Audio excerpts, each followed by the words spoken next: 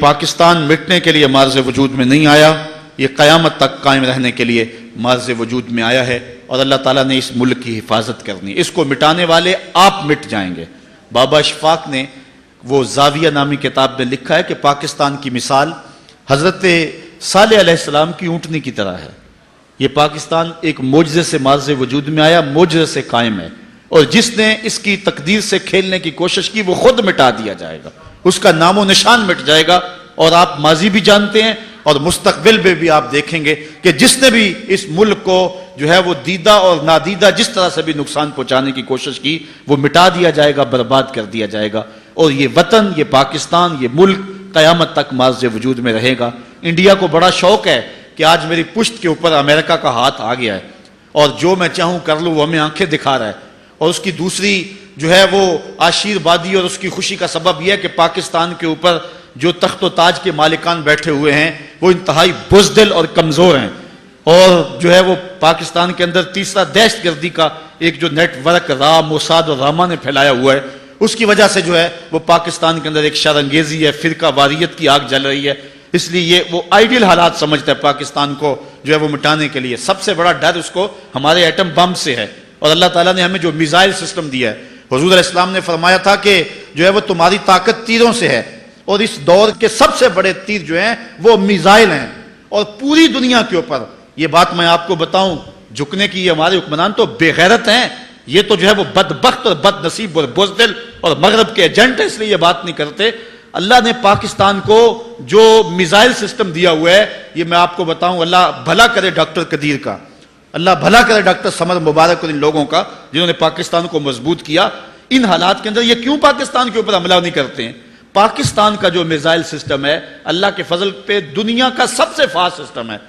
اور اتنا fast system کسی ملک کے پاس موجود نہیں ہے میزائل سسٹم جو پاکستان کے پاس موجود ہے۔ یہ پاکستان کی طرف آنکھ اٹھا کر دیکھے تو صحیح، ہم یہاں سے فائر کریں گے تلابیب کے پر کچے اڑا کے رکھ دیں گے انشاءاللہ، یہاں سے فائر کریں گے انڈیا کے ٹکڑے ٹکڑے کر کے رکھ دیں گے، وہ اپنے مضبوط بنکروں کے اندر بھی مضبوط نہیں رہیں گے، انہیں پتہ ہے اس بات کا۔ اللہ تعالیٰ نے پاکستان کو وہ تیر دیا ہے جس کا حضور نے فرمایا تھا کہ تمہارے تیروں سے تمہاری قوت ہے، تو یہ تیر اللہ نے پاکستان کو دیے ہوئے ہیں۔ ہمارے پاس غوری بھی موجود ہے،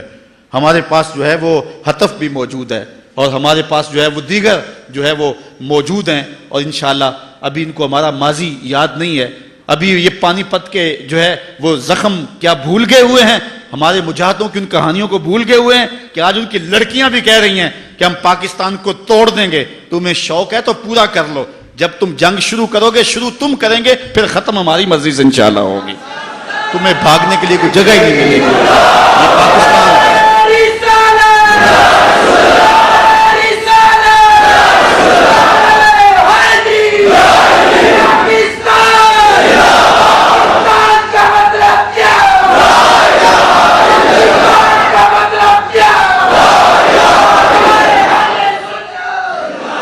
پاکستان اللہ کی نشانیوں میں سے ایک نشانی ہے۔ اس ملک کی قدر کرو، اس کی مٹی کو پاکیزہ جانو، اور اس ملک کے ساتھ جو ہے خیانت کا ارتکاب نہ کرنا، اور جو شخص اس ملک کے ساتھ خیانت کرے گا برباد کر دیا جائے گا۔ اللہ تعالیٰ جل شانہ میرے وطن کی حفاظت فرمائے، میرے ملک کے چپے چپے کو اپنی حفاظت اور اپنی امان میں رکھے، اور انشاءاللہ اللہ کے فضل سے یہ ملک خیر سے رہے گا۔ اللہ تعالیٰ نے ہمیں مضبوط آرمی عطا فرمائی ہوئی ہے، ہم ایٹمی صلاحیتوں سے مالا مال ہیں، ہمارے پاس جو ہے وہ جدید میزائل سسٹم موجود ہے، اور سب سے بڑھ کے بات اللہ تعالیٰ نے ہمیں حرارت جذبوں کی جو دی ہے یہ کسی قوم کے پاس نہیں ہے۔ لوگ تو ڈرتے ہیں، یہ جو ہے وہ 9/11 کا واقعہ ہوا تھا جو ہے وہ نیو یارک کے اندر، اور کہاں ٹیکساس اور دیگر دور دور کی ریاستیں، وہاں وہ اپنے دروازے بند کر کے بیٹھ گئے تھے، باہر نہیں نکلتے تھے، واقعہ وہاں ہوا ہے۔ ہماری قوم کی کہانی ہے، افغانستان کے اندر میزائل گرتے تھے، میزائل ابھی ٹھنڈے بھی نہیں ہوتے تھے، بچے لوہا اکٹھا کرنے کے لیے آ جاتے تھے۔ یہ جذبے ہیں ان قوموں کے اندر، یہ تیروں سے، یہ تلواروں سے نہیں ڈرتے، یہ جو ہے وہ موت سے نہیں ڈرتے، یہ حضور علیہ السلام کے نام پہ سب کچھ قربان کرنے کے لیے تیار ہیں۔ پاکستان کی تاریخ گواہ ہے، 65 کی جنگ کے اندر قوم نے جو چونڈا کے محاذ پہ جرأت کے اور مظاہرے کیے تھے، دنیا کی تاریخ کے اندر کوئی ایسی مثال تو دکھاؤ ہے، تو اللہ تعالیٰ نے اس قوم کو وہ جرأتیں عطا فرمائی، یہ سب سے بڑا ہتھیار ہے، اور جس سے وہ ڈرتے ہیں، اور وہ فحاشی، عریانی، بے حیائی اور مختلف ذرائع کے ساتھ ہم سے وہ جذبہ چھیننا چاہتے ہیں۔ دشمن کے اس وار کو خاص طور پہ سمجھیں، اپنی نسلوں کی حفاظت کریں،